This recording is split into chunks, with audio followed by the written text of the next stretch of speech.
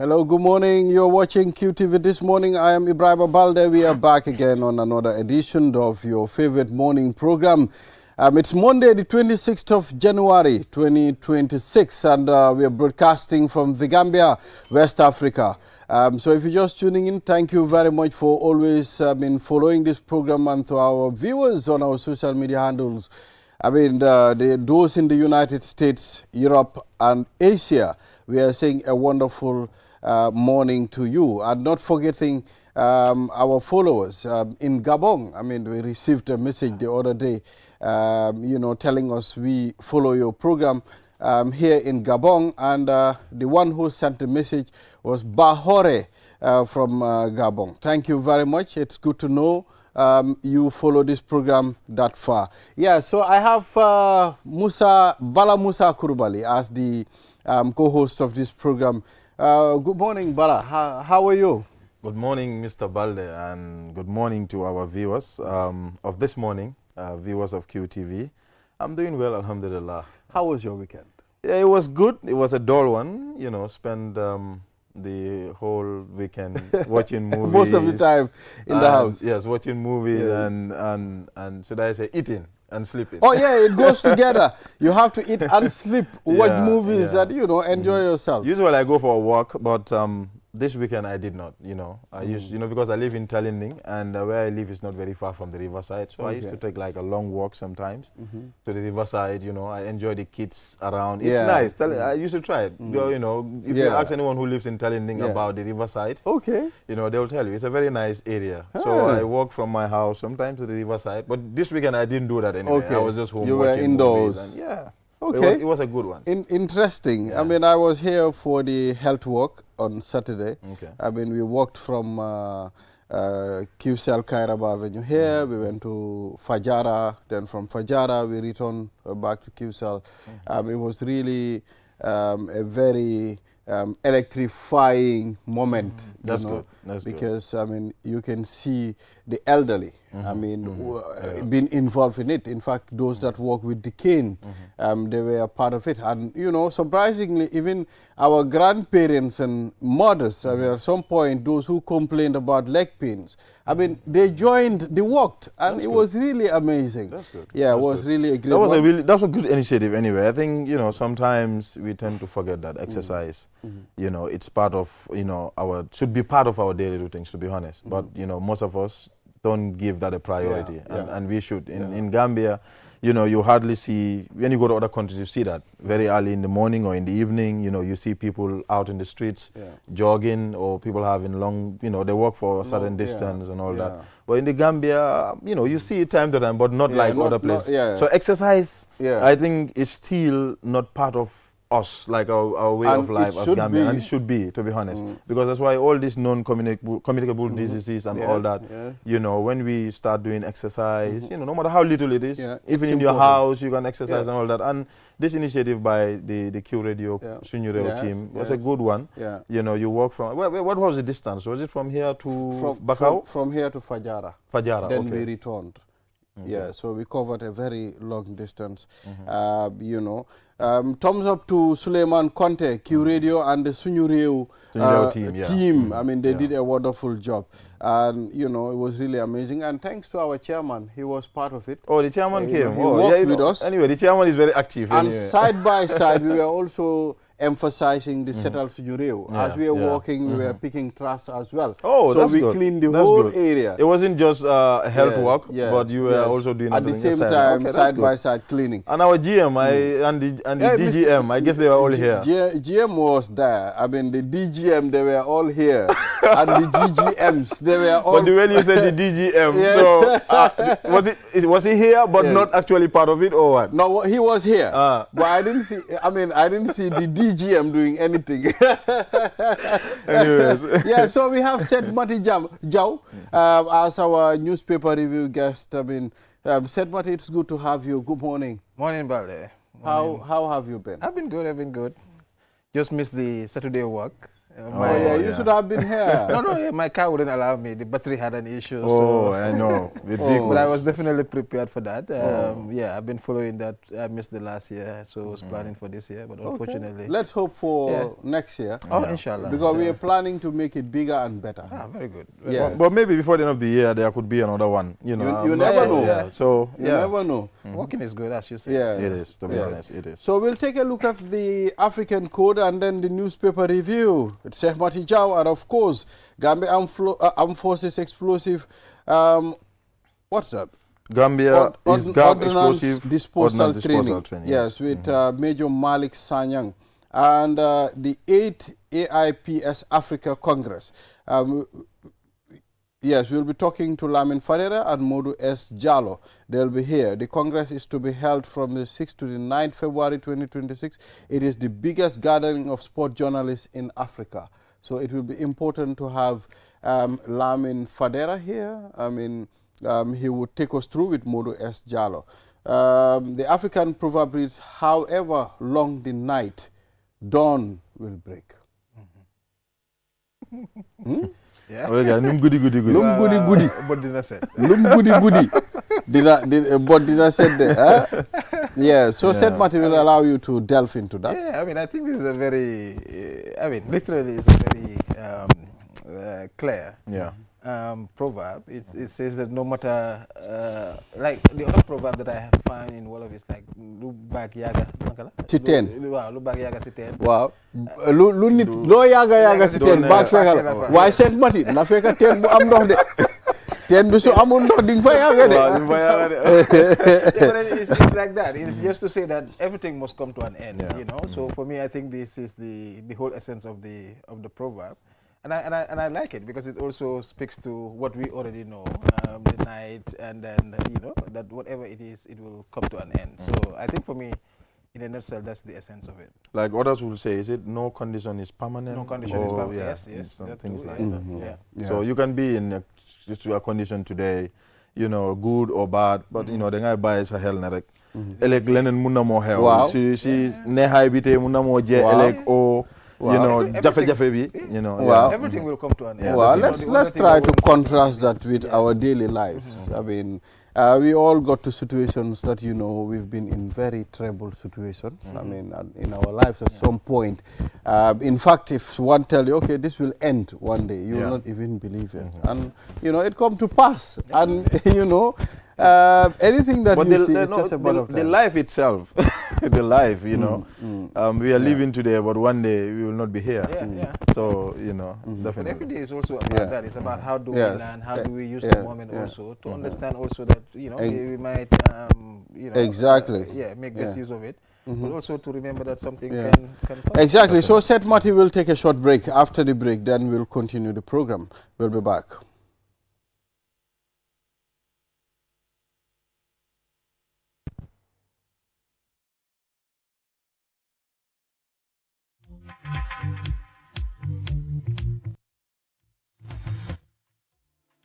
Some people think, but the environment always gives back what we throw away. Let's break the cycle.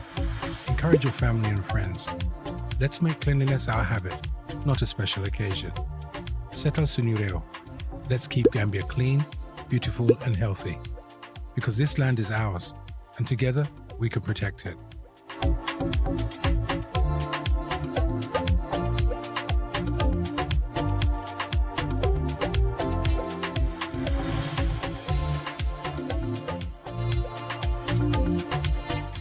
Settle Sunureo.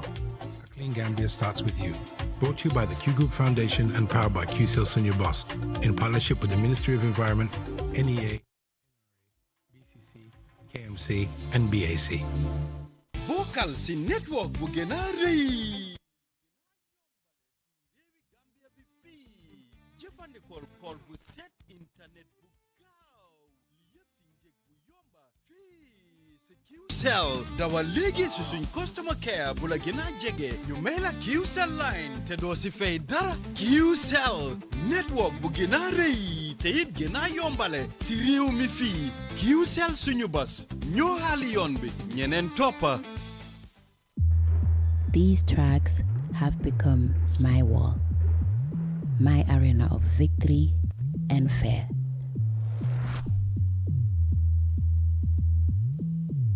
I relentlessly walk, push, strain, and stretched. Moments when every fiber of my being screams, give up. But the fire within me won't let me quit. Despite the burning muscles, in this sport, every moment matters. Every second counts.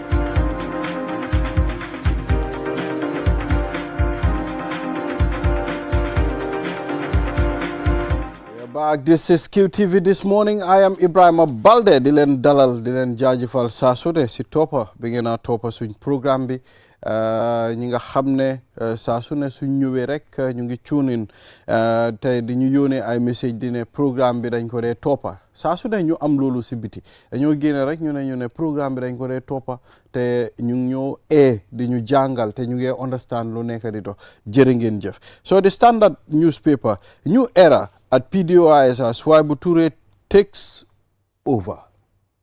Yeah, I think this weekend, I mean, Doi concluded their Congress, and then we saw that there's a leadership change with Halifa being replaced by Honorable Swaibu, who was elected by the Congress. So, you know, as the paper says, it's an end of an era because people know that Halifa has been, you know, part of the process or part of Doi or at the helm of Doi for a very long time, and so people seeing that transition, I think, is also a welcome development, especially within the Gambian party politics, basically.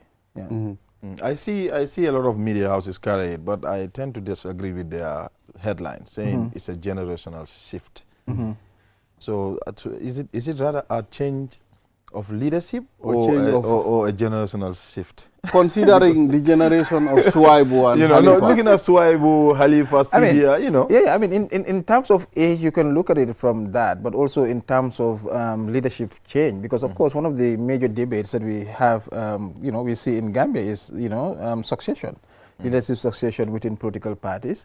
And so when it happens, so people will say, okay, this one has been there for this long. I mean, Doi was established in '86, and it has been Halifa and Sidia. They were the main faces that were known for the party. But now we're also seeing that's coming to an end. I mean, Halifa has hinted on that for some time, and now we are seeing that finally that the party is progressing and is changing. So an end of an era is talking about the leadership, perhaps, of this duo, particularly Halifa. Yes. Yeah. So let's proceed on the how. I think it's a bold step to make some changes. At this point, we know how parties are affiliated to an individual in the Gambia. So I think if you want to be an independent party or a democratic party, to dispense your affairs democratically, I think it's important for you to start within the party. Of course. Let's see what will happen to Doi, because at some point, if you associate Doi with Halifa Saleh, thinking that when Doi leaves the party, the party is dying out. Whether it's going to happen or not, I think it's doable. Of course, it's going to be a new opportunity, new challenge. But of course, the one that is replacing also is not new. It's not like a new face in the party. Definitely. He has been there for a very long time. And I think at one point he was the admin secretary. So he understands also the in and out of the party. And I think he's also should be able to, continue and also be able to bring in also the new realities that are also, facing Gambian political parties.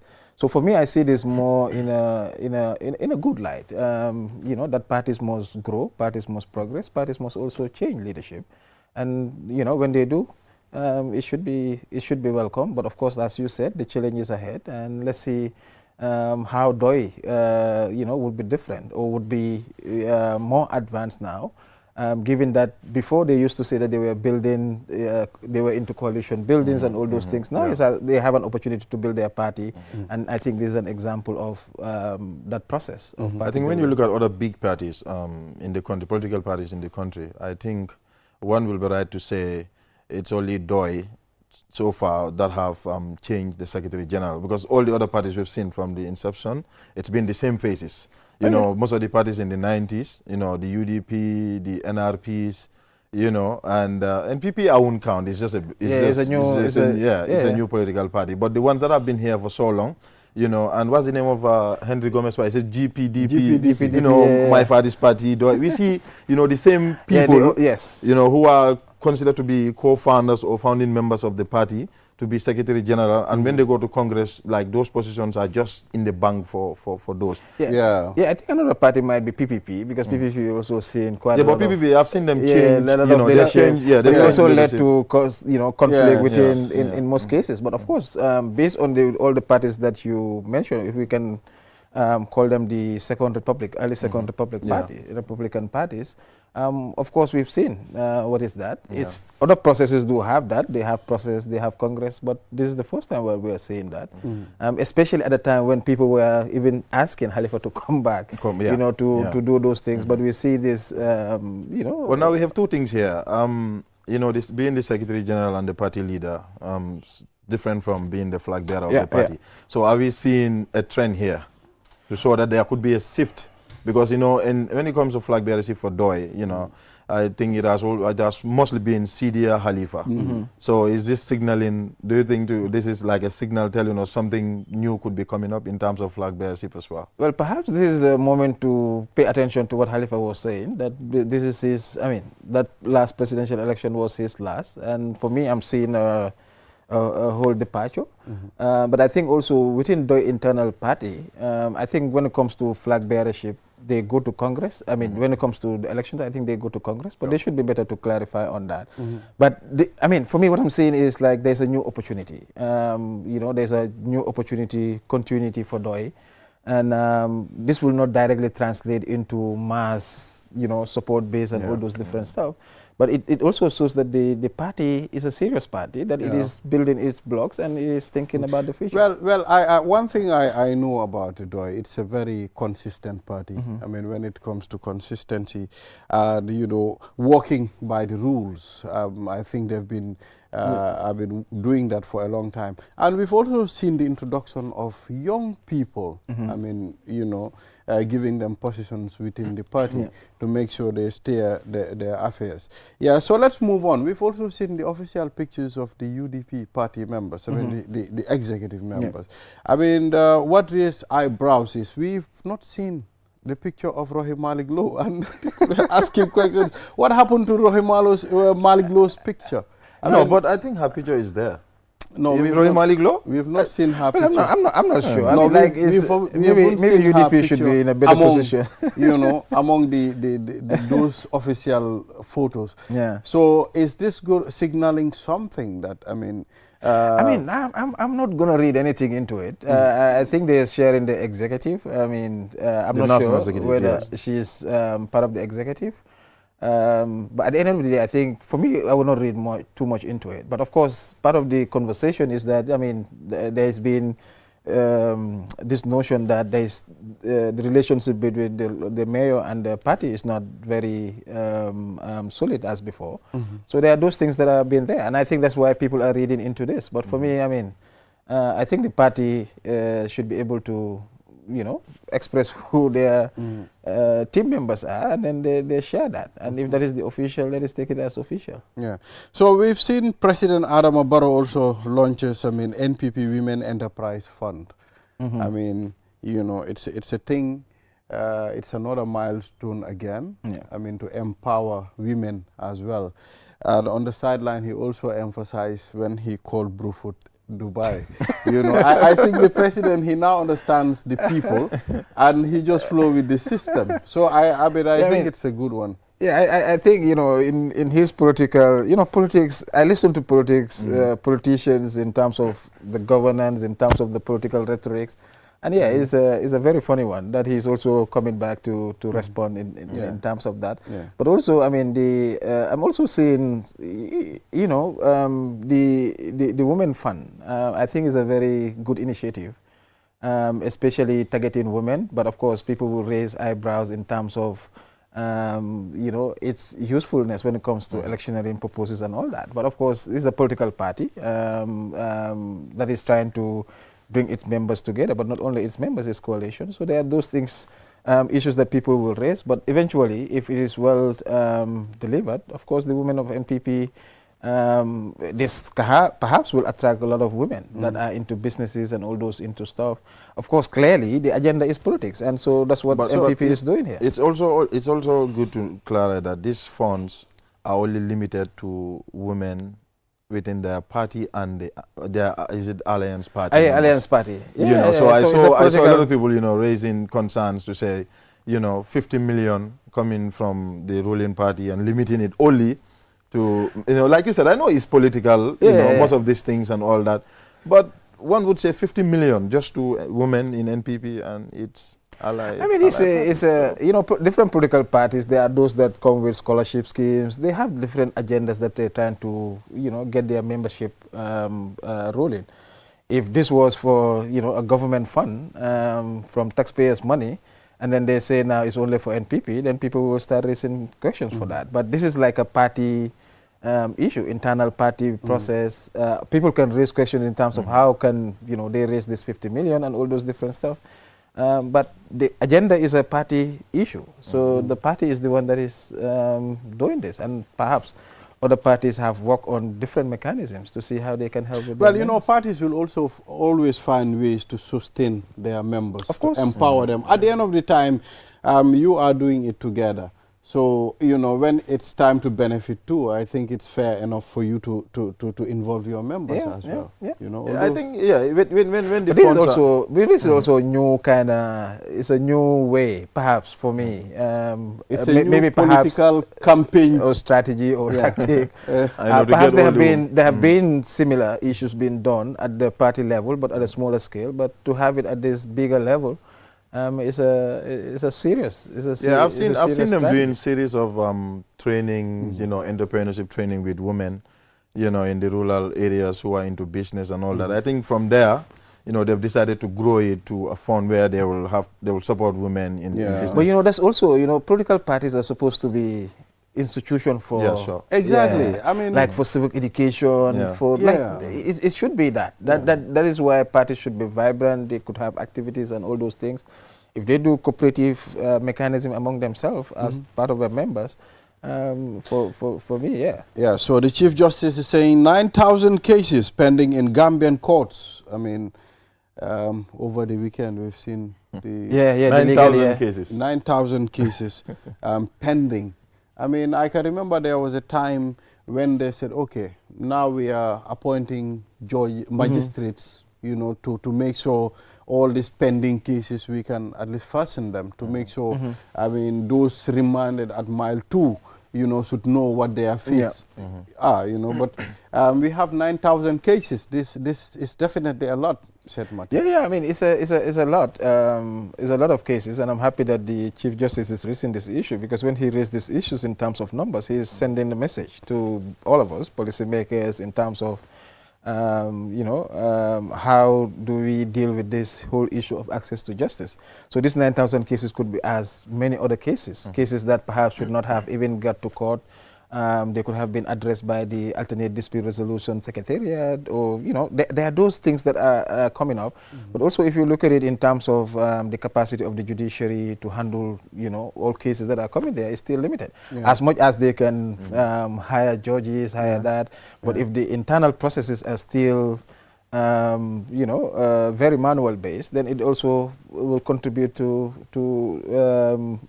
delays. But of course, I think this is almost 10,000 cases. Yes, it's almost 10,000 cases. Over the weekend, I listened to a young man who was once reminded at mile 2. He said there was a guy that spent 20 years in remand. Can you imagine? Years. I mean, he spent 20 years without knowing his fate. I spent some time in remand. I also saw people that have been there for 5. Sometimes it's not only the judiciary, but also it's the legal. That's why I said most of our problem in this country is structural problems. Problems that we have to oil the engine, put things to start moving in a way. Sometimes it's not like some people are there, but their lawyers are not showing up. Things are not. They cannot afford. There are quite a lot of cases, issues that are there. That I think we need to spend time to look at it and try to see how to address that. But justice judiciary also require a lot of investment, resources as well. Because all of us, at the end of the day, if there is problem or we want to, find justice, we have to go to the judiciary. So such institution must be, investment must be be there, definitely. Yeah. Just like I was having this conversation with a friend. I told him, I was like, we should, I told him he was having a problem anyway. So I told him, I think you should sue this person. It's like, sue? But it's like putting, I don't know, is it oil to the fire? I said, what do you mean? He said, because it's going to take forever before I get what I want. In fact, people want to be sued now. He prefer using a different method. I said, what is the method you want to? He said, I'll go to the, I said, when you go to the police will end up taking him to court. So it's better you sue him. But then this is the issue. That's why also civic education is very important. Yeah. That's why the country has been able to come up with alternative mechanisms where people can find certain justice, civil cases. You can go to the alternative dispute resolution. And the issue of access to justice, I mean, it is affecting across the society. Recently, we were on a security sector reform to raising awareness, meeting chiefs, meeting alcalos, but they also talk about the same issue. Sometimes they arrest people for crimes, and then, they keep going to court, and that is also one of the reasons why people are not wanting to participate in some of these different processes.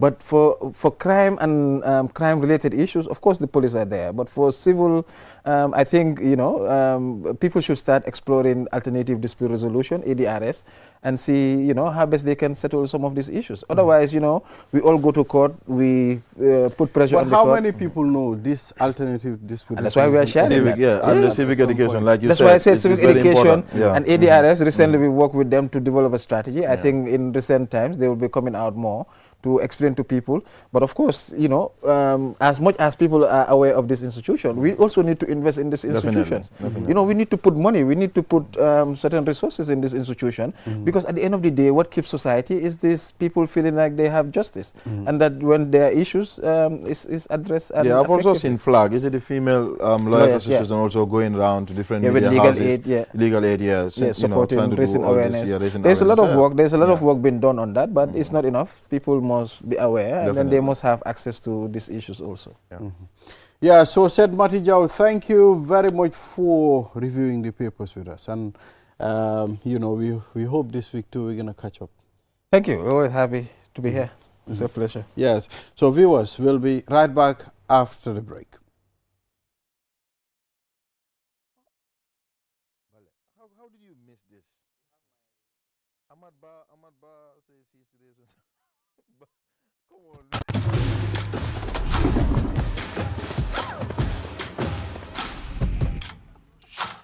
I am Gina Mariam Basbite, and this is Sunyubus. In the vibrant heart of the Gambia, where life pulses with energy and connections bind us together, your number is the key that unlocks a world of possibilities. Whether you're chasing dreams, sharing passions, or simply brightening someone's day, your number matters in the symphony of our daily lives. 2 numbers connect us all. What's your number? Man la Ami Kole, maa ngi ni Craft Market Serekunda, may jaay ay malaan, ay keyring, te suma number mooy 522-7306. Gambia, are you ready for something big? From your trusted GSM operator, QCell, your favorite app just got a major upgrade. From your phone to the world, buy credit, buy Sunu bundle packages, loan credit with eFankanta, and buy Q Power all in one place. And here's the real upgrade. Q Money is now fully integrated in the app. Send money, pay bills, save money so faster and easier than ever. And for our entertainment lovers, stream QTV, Q Radio Live anytime, anywhere. But that's not all. This upgrade also brings enhanced security features, smoother performance, and a brand new interface designed to save your time. This is more than an app. This is freedom at your fingertips. Download the new QCell app today and unlock your digital life. For more information, call our customer care on 111. QCell, Sunibus. We innovate, others follow. Terms and conditions apply.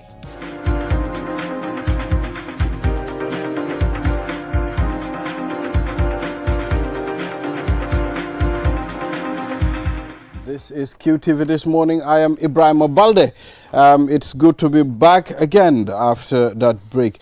Now, the Gambia Armed Forces Explosive Ordnance Disposal Training. The Gambia Armed Forces, in partnership with the Islamic Military Counter-Terrorism Coalition, launches its second explosive ordnance disposal training. And we have Major Malik Sanyang, Director of Press and Public Relations, Gambia Armed Forces. It's good to have you here, Mr. Sanyang. Good morning. Major Sanyang. I'm not going to Mr. you. I'm going to Major you. Because I can see the security, they love for us to give them their titles. I mean, it's fair that way. So, good morning. How are you? Good morning, and thank you for having me. Yes. You know, once you're given these titles and ranks, it's like you've been renamed. Yes. You know, sort of baptized. Absolutely. So it always goes along with your name, even when you're retired. Yeah, sure, yes. definitely. Yes. So let's take a look at the EOD training. I mean, can you take us through why is this necessary and what is this all about? Okay, first of all, I will start by answering your question in the order you've asked. EOD training is essential for public safety. In terms of operations also, it's important for the protection of troops.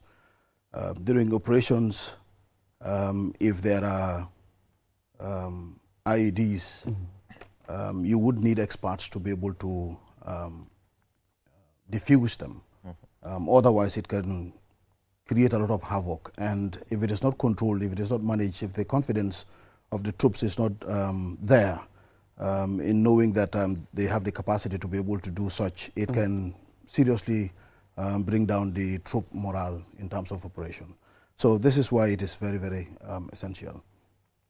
And how it came about, it's part of the package that the IMCTC, based in the Kingdom of Saudi Arabia, has rolled out as part of the Kefa'a initiative based on competence, building the competence of member states of the coalition itself. The coalition boasts of 43 member states.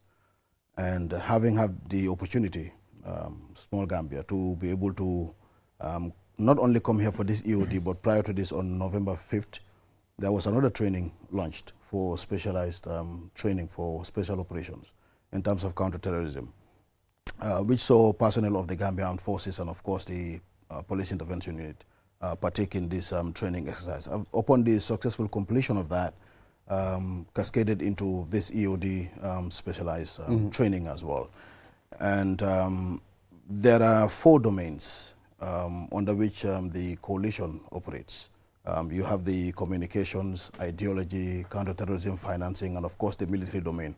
So it is under that military domain that you have the Kefa'a initiative, which is an Arabic term, you know, referring to competence, competence building. So this is basically the genesis of this training that we have seen being rolled out. So how important, okay, some of the aspects of this training? You talked about counter-terrorism.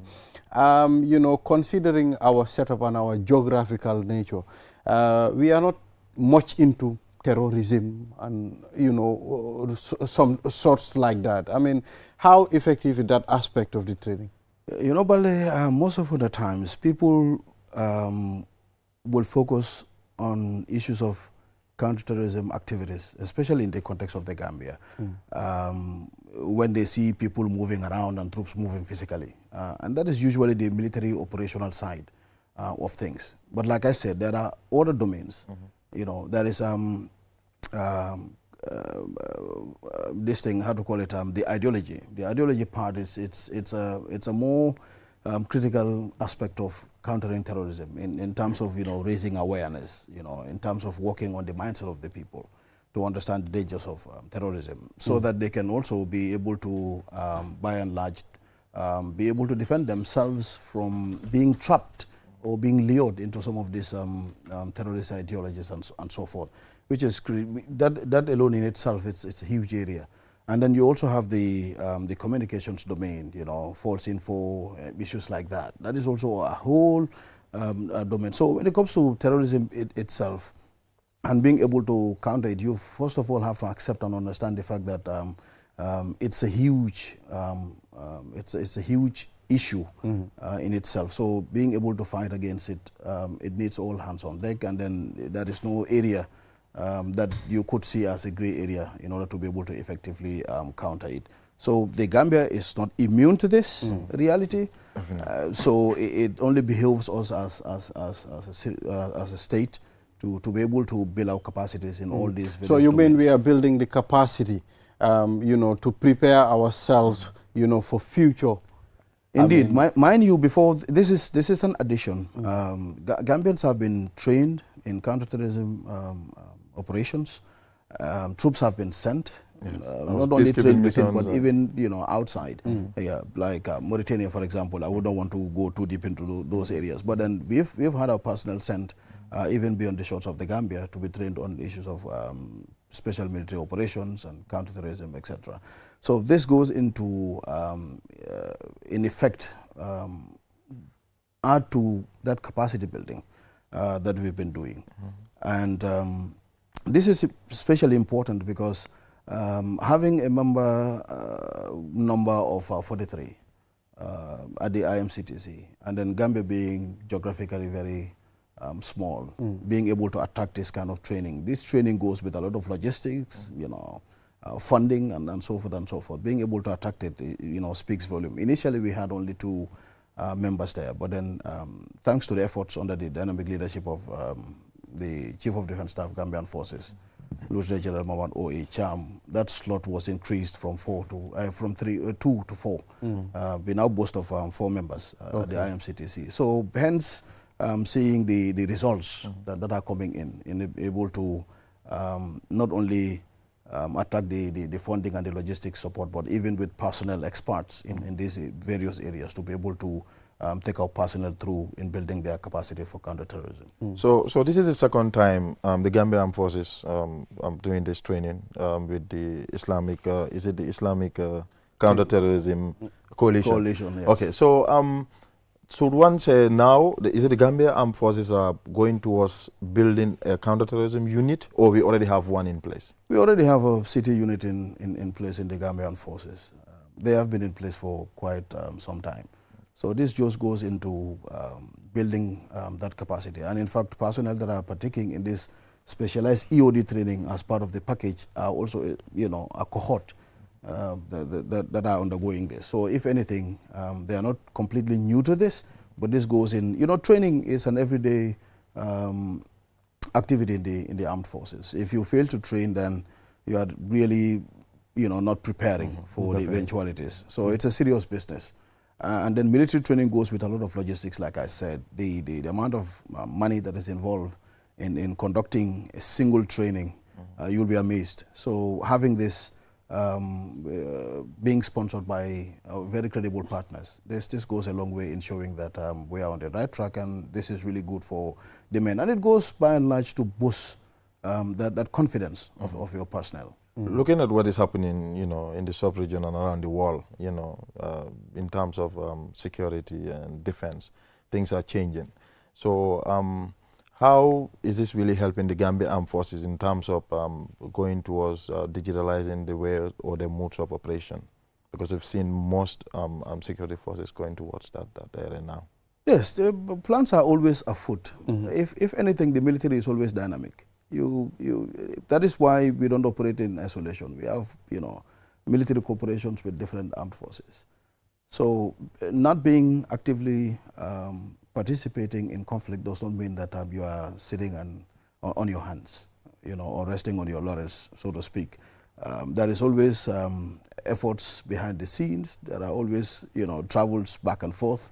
And then this goes, to show that you cannot do it alone. Security is so vast and so dynamic that it's not a one-man show, so to speak. So these things are ongoing. Efforts are in place. That is why the issue of building competence and confidence and then building capacity, the 3 C's of the Chief of Defence Staff, are very important. And this is not only important for the Gambian forces, but for all militaries.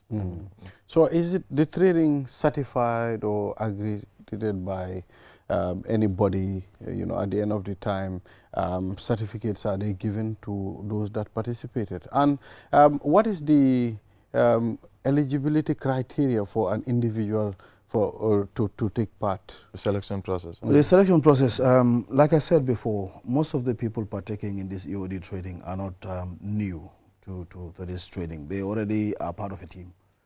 So when such trainings are ushered in, it's quite natural for those commanders responsible for those units to be consulted, and those commanders also quite naturally will know exactly who would need capacity, because usually it's a number tag.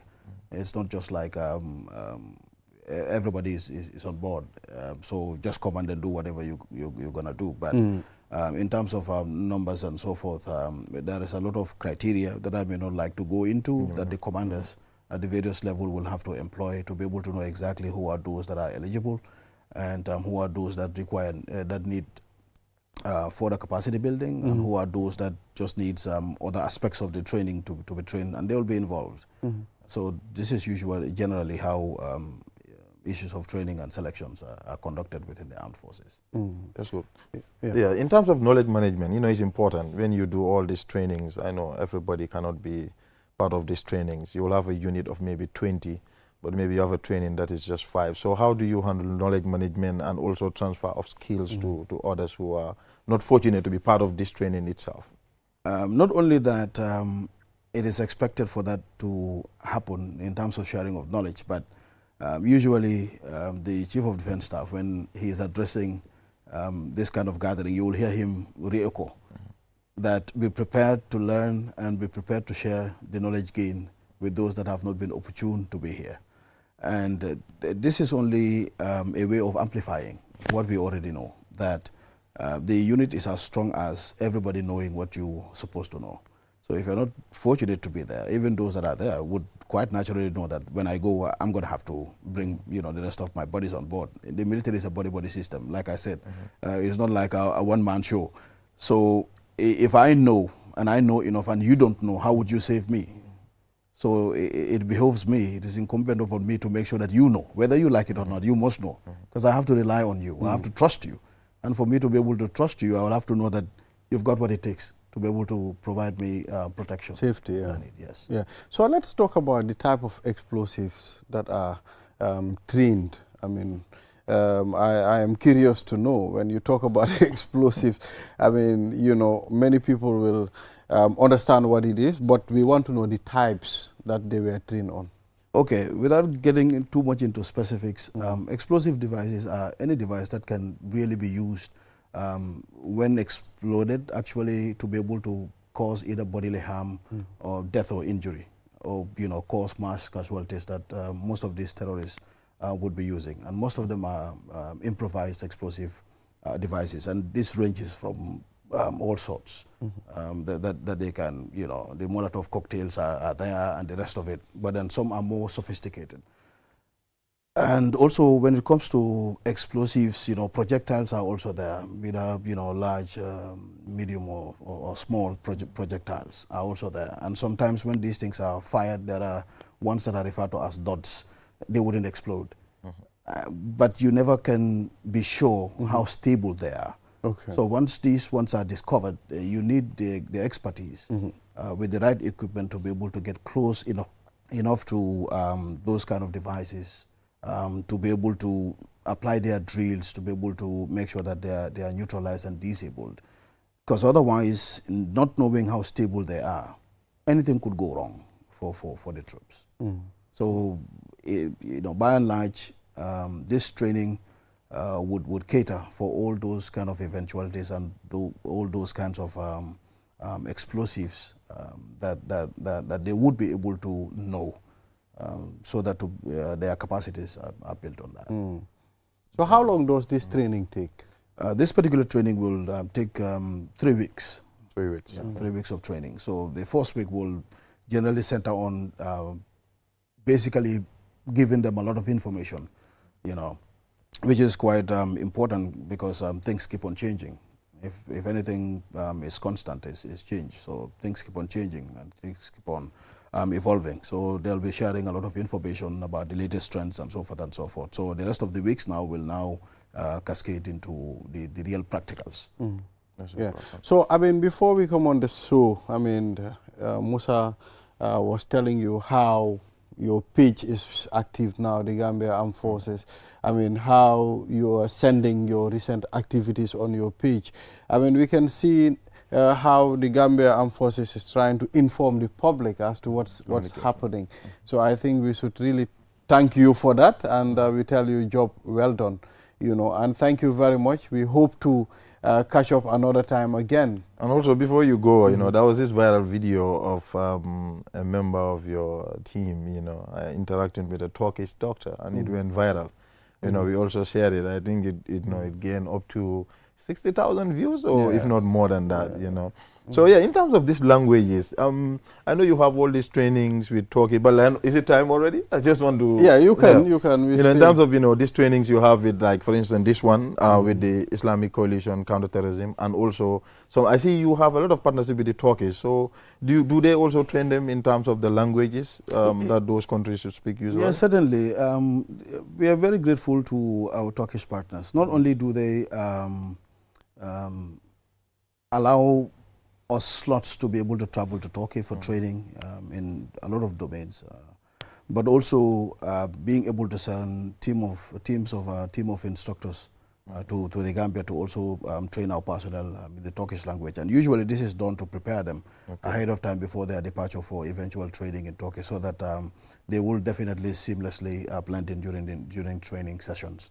So not only the Turkish language, but then I can tell you that there are quite a number of Gambian soldiers that are able to speak multiple languages based on their interactions with our foreign partners. It says everything for the homeland. I'm like, that's the military mentality. Yeah, you know, but anyway. everything for the homeland. And also, you know, I like the fact that the Gambia Armed Forces, in terms of capacity building, I see a lot, because like Balde said, we follow your page because we see you update. You have a lot of your personnel who are out of the country, training in different areas. You know, all this is to show the Gambia Armed Forces really investing a lot in its personnel in terms of upgrading their capacity and understanding in the new era of military, because we all know things are evolving now, so we have to catch up. Exactly, we shouldn't be behind, huh? That is the mantra of the Chief of Defence Staff, that capacity must be built so that we can be able to build our competence base and our confidence as well. So that is what we are doing. Thank you, Major. Thank you very much. The Basel Triangle, right? Yes, thank you very much. So viewers, we'll take a short break. After the break, then the program continues. We'll be back. The cheapest tariff in the Gambia, and enjoy crystal clear calls and super fast internet at the cheapest tariff, only with QCell. Rush now and grab your free QCell SIM card today from any of our care centers near you. QCell, the biggest network with the cheapest tariff. QCell Senior Boss. We innovate, others follow. Browse with us.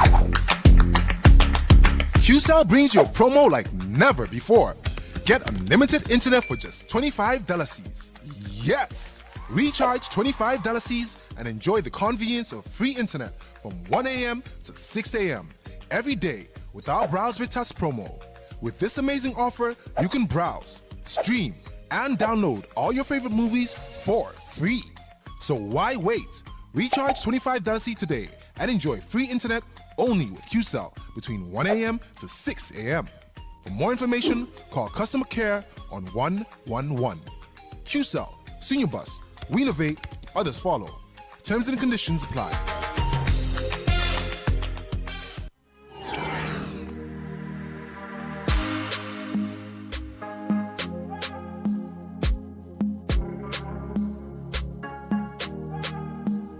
Q Money, your ultimate mobile money partner.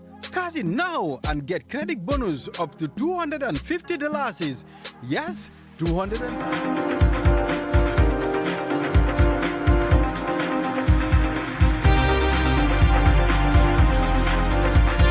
We are back. This is QTV This Morning. I am Ibrahim Balde. And thank you very much for always tuning in. And, be reminded, we are heading to the last segment of this program. The 8th AIPS Africa Congress. The Congress is to be held from the 6th to the 9th February 2026. It is the biggest gathering of sport journalists in Africa. And we have Lamin Fadera, Assistant Secretary General, Sports Journalists Association of the Gambia. It's good to have you, my boy. Fadera. It's good to be here. Good morning to you and the beautiful viewers of QTV. Yes, the voice is amazing. So let's talk about the 8th Africa Congress. It's really seems to be a very important one. So take us through. Well, thank you so much. It is a very, very important Congress that the Gambia will be hosting. That is the 8th edition of the AIPS Africa Congress. And of course, while the global body AIPS was formed in 1924 in Paris, but again here in Africa, where all the journalists that report on sports media professionals, are part of this, association. So, the Congresses took part in different countries, but it's the turn of the Gambia to host this mega event here in Banjul from the 6th to the 9th of February 2026. So we are looking forward to this mega Congress. Yeah. So the Congress, goes beyond only a Congress, because we are inviting the continent, and of course a lot of journalists from different parts of Africa will converge here. We talk about the issues affecting sport journalists, sport reporting, media professionals here in the country. So this is something that we are all bracing forward to here in Banjul. Why is this Congress very important, to sport journalists? It is important because, let me say, in the Gambia, for Gambia to host such a gathering is significant. It will position Gambia in a very, very good spotlight in the continent and even globally. And the good thing is that, we are having high dignitaries that will be coming in Banjul to witness such an event. The president of AIPS Global, Mr. Gianni Melo, will be here in Banjul. We have top executive from example CAF, the director of communication will be here, sports minister from Ghana, Mali, Sierra Leone, all will be here, and even Senegal. So it is a very, very big event that we are looking forward to. So is it the first time that the Gambia sports journalists are hosting this yes. event? It's the first time. Very well, first time. Is it when you say Congress, usually people will think, because it's an association of sports journalists globally. Yeah. But this one is it just limited to sports journalists within Africa? Yes, because the global body, they met in Morocco in May. And well, the whole idea of this AIPS Africa coming to Banjul here, when the President Omar Jaju and the Secretary General Lamin Dramé went to the Congress in Morocco, they had a chit-chat with the AIPS, President in Africa, that is Abdoulaye Cham, who is a Senegalese, and the Secretary General is Moussa Cissé, who is here in the Gambia. So when they proposed the idea, when the President Omar Jaju and the SG came back, they told us this idea that, we had a meeting, we brainstormed, and we thought that it is very important that the Gambia can host such a big gathering. And of course, here we are today, waiting to host such an amazing event. Yeah. So aside from the spotlight that you mentioned that it will give to the Gambia and sport journalists, what are other opportunities that this can create for Gambian sport journalists? Well, it's not only sport journalists in general. Sports tourism. You imagine you having the continental journalists coming here in Banjul. It is going to position the Gambia in a very good light. People coming here in Banjul will see how the country is. The journalists coming here will absolutely, they will have something to take away, from the Gambia. So sure. I think so many things are involved. And the good thing is when this thing, was unveiled, the executive met with the President of the Republic, who gave his blessing. The Minister of Youth and Sports also supported the idea. The Minister of Information, all are in support of this great idea to welcome the continent here in the Smiling Coast.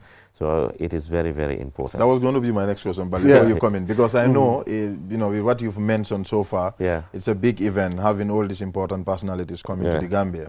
And the Sports Journalism Association, I know you guys are trying, but financially, in terms of hosting some of these people, so how are you on the part of finance, like hotels and other stuff? Is the expenditure entirely coming from the Gambia Sports Journalism Association, or you have a little support from other partners? So what we did is, because you cannot host such a big gathering and you don't have support from different partners, and of course we reach out to the Alpha and Omega in this country. I mean, the government are a key stakeholder in this. So we are expecting a big support from the government and other partners that we wrote to, and hopefully, we will all sail together to this success story. Yeah, so let's talk about who are going to be the speakers, during the event, the Congress. So, the theme for this year's event is Digital Media, AI and Ethical Sport Journalism in Africa. So we have different panels, different thematic areas that will be looked into this event. For example, the role of governance in African sport development. Here you have the Minister of Youth and Sports, Bakary Waibaji, will be in that panel together with Honorable Kadi Diagne Gueye from Senegal, the Minister of Sports in Senegal, Mr. Honorable Kofi Adel Adams, the Ghana Sports Minister, and also Honorable Sekou Diko, the Chair Commissioner of Nigerian Sports, and also Alhaji Abdul Kadim Fomba of Mali, the Minister of Mali. So we have different panelists. I mean, even the Gambian corner, where you have the like of Charles Thomas, who once played with the great legendary icon Pele. You have the like of Bakary Papagassama, who will talk on his experience, in Africa as a referee. And you have other prominent people that will discuss on a wide range of issues. So we have different thematic areas where different panelists will come and discuss on those areas.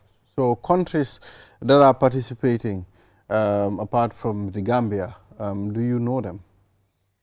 We have a lot of them. Over 25 countries have already confirmed their, participation in this event. And what we do is that, like, when these events are happening, every country is given 2 delegates.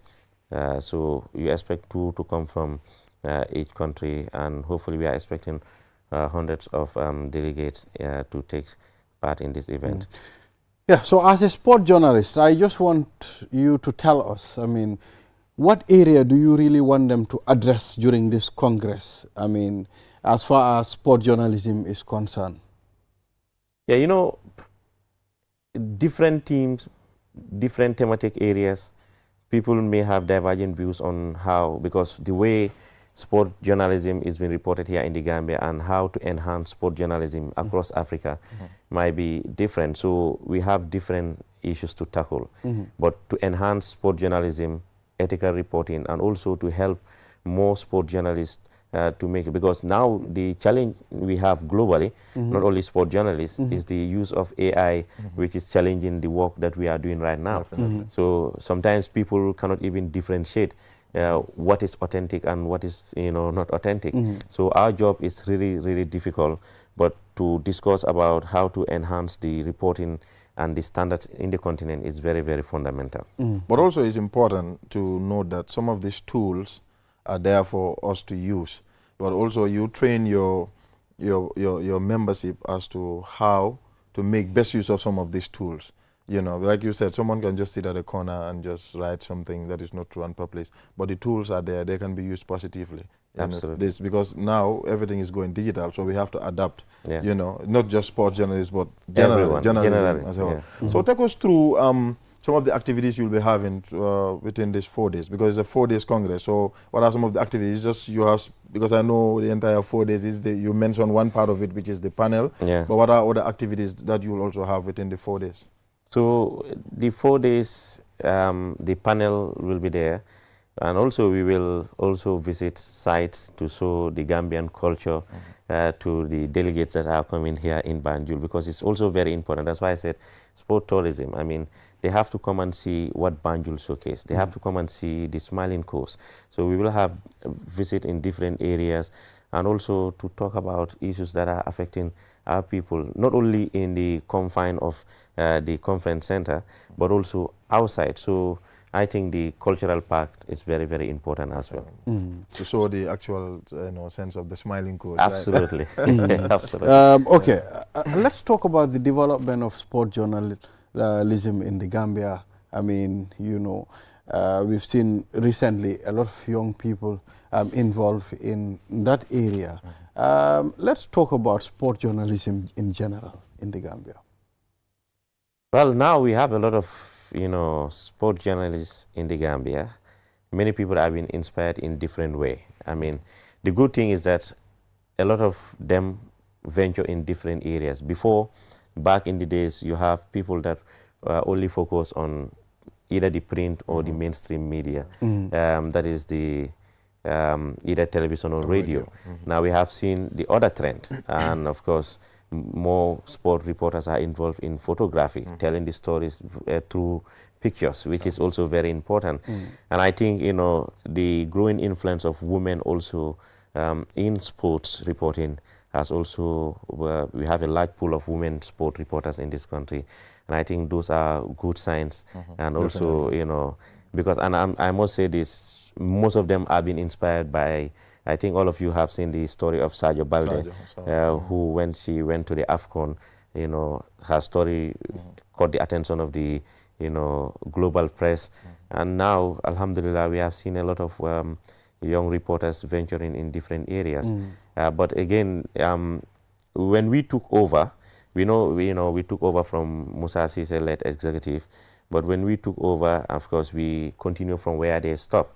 And of course, now we are seeing that over the past 12 or 14 months, under the leadership of Omar Jaju, we have done so many things to make sure that the sport reporting, will be even more vibrant.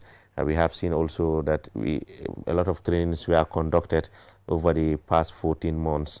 And of course, alhamdulillah, now there is more room for improvement because it is a continuous process. We know that we cannot get it 100% right, but we will always make sure that we are on the right trajectory, and of course to do the best thing as we could.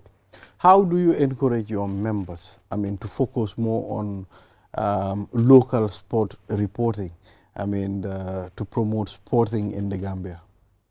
Very important. The SJAG is not a media house.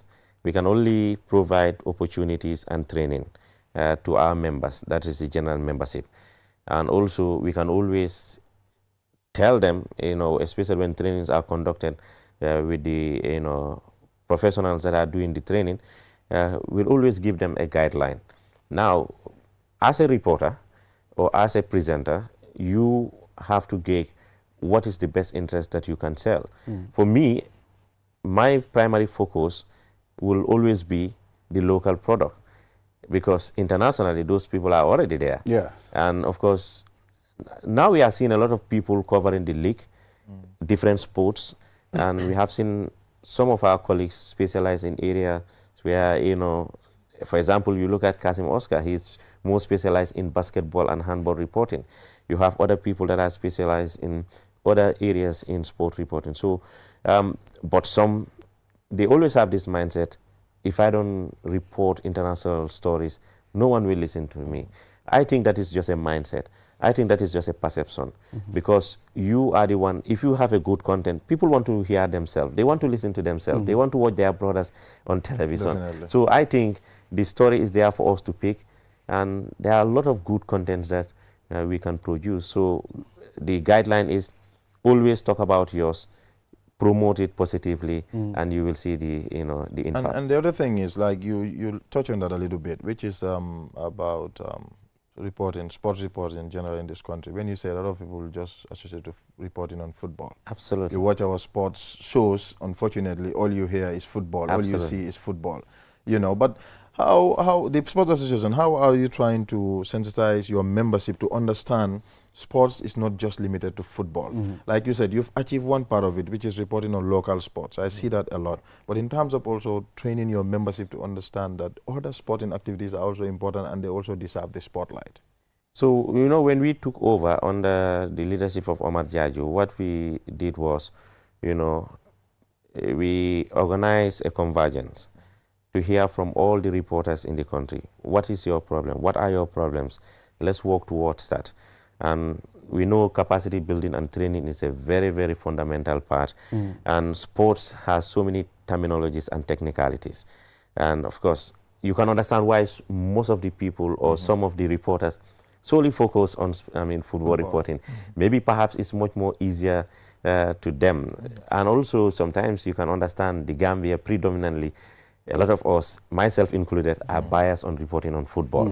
But it's very important to give spotlight to the other sports. And of course, for example, you want to report on basket, you should know, you know, the terms to use, the words. They are very, very important. You want to report on tennis, you should know, you know, the terminologies to use, because the right terminology is what defines what you can say. So what are you telling me? There was no structure in the beginning, because most of these young sport journalists today that focus more on football, I mean, they took over from reporters then, you understand? Maybe the likes of Sarah Kamara was just doing sports on football, and you fall in love with it, and you know, you follow the steps. So it's the passion. Like, because somebody watching today will say, I want to be like, you know, the two of you. The person just has the passion. Has no idea. I just want to go, Damabuga Melni Kirek, straight. Yes, that's what I'm saying. There was no structure. Yeah, there was no. For us, what we can do is we can provide training. We can recommend for you to go to, you know, the schools. I don't want to, you know, give advertisement, but again, you can go to schools where they, you know, teach journalism. And of course, area of specialization now will depend on you, where you feel more comfortable to report on. And I think it's very important. Yeah, but I think as an association also, there are plans also that we have, because, you know, we organize so many trainings over the past 12 months, even reporting on budget reporting and finance, because numbers and data are very important. Data reporting. We did also training with the Women Commission, and of course, we also did training in different areas. But again, there are plans in the pipeline that we want to also engage other sporting associations for their, you know, experts to come and train our people in the different sporting areas, because that's the only way out. You can. Some really want to report on, for example, handball, volleyball, and other sports, but because they lack that confidence or the knowledge, you know, they can only limit themselves to football reporting, which I think, you know, sometimes it's sad to say, but it's the reality. So, Fadera, finally, the Sport Journalists Association of the Gambia, I mean, right now, what is your challenge? What are some of the challenges that you're facing? Our biggest challenge, I will say this, if the more money we have, the more finance we have, the more we can, you know, provide more trainings, because you cannot do training without finance. And of course, it's our biggest challenge. And even though we have conducted several trainings over the past, you know, the president and, you know, the entire executive make sure that they work hand in glove to provide some of these trainings. And of course, but the more finance we have in our coffers, the better it will help us to explore more opportunities to create more training programs and capacity building to our members, because that is the, you know, weapon that we can use. The more members we have that have been trained on different areas, the better it is for the quality of sport reporting in the country. So the AIPS Congress, let's go back to that. Is it based on invitation strictly, or is open to the public or other personnel in the media who wants to go and witness or attend some of your panels? So because panel discussions, we are inviting a lot of people across the continent, and it can be only based on invitation. Okay. Because we will wish or love to bring everyone on board, but the unfortunate part is that everybody cannot fit in that hall, and that's why it is based on invitation. And of course, the people that will attend, for example, the media institutions, will be given their right to come and cover. And also the members that want to cover or other people will be given invitation to, because it can only be strictly on invitation, because you cannot bring such high profile, people from the country. And of course, the area is flooded, because if you say that everybody comes, it will be difficult for us to control the numbers in. So where is it taking place, the Congress? At the Sadauda Jawara International Conference Center. Okay. From the 6th to the 9th, the Gambia will be on the spotlight. We are already on the spotlight, but the center of focus will definitely be here. Yeah, so thank you very much, Lamin Fadera, Assistant Secretary General, Sports Journalists Association of the Gambia. And we wish you good luck. Thank you so much. And it is a pleasure to be here to talk about this upcoming AIPS Africa Congress here in Banjul. And many thanks to you all. Yes. All the best. Well, Bala, this is what we have today. Yes, and thank you to our viewers. To stay tuned and enjoy the rest of our programs. Yes. And tomorrow Balde will be here with the rest of the team to And Balde, before we go, sorry. Yes, you forgot something? I was going to say something. It was on my mind when I saw that you were coming. So as I was talking, I knew there's something I really have to say before we go. You guys have regional chapters. Absolutely. And I saw you do something in URR, which was commendable. For the first time that ever we have like a sports award in URR. And to my surprise, it came from your chapter. Yeah, so that's why I said we have done a lot over the past 12 or 14 months, because when we came in, we don't have regional chapter, and sport is not reported only in the greater Banjul area. So the president, Omar Jaju, and the entire executive thought it very wisely that, let's have our regional chapters. So we launched the RRR chapter, and of course, then we went to CRR, we launched the chapter, and finally at URR.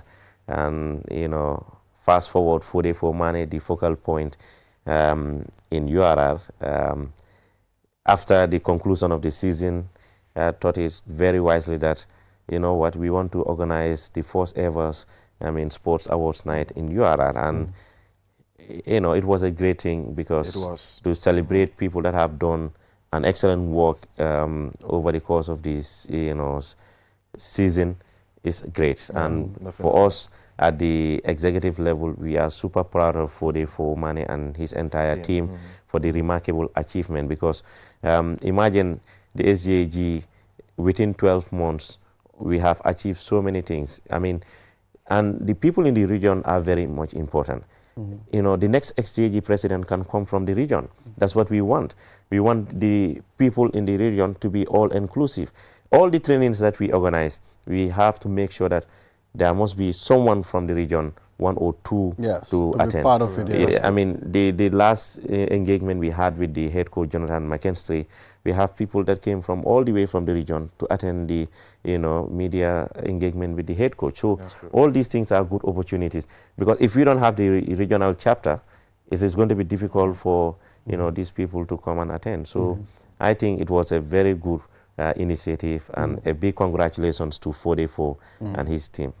Nice one. That was a good one. For the first time, I was like, I have to mention that. Congratulations. Thank you so much. All the best. Bringing that to the attention. Yes, thank you. So viewers, this is all we have. We'll be back here tomorrow, inshallah, for another edition of QTV This Morning. Enjoy the rest of our programs. Bye.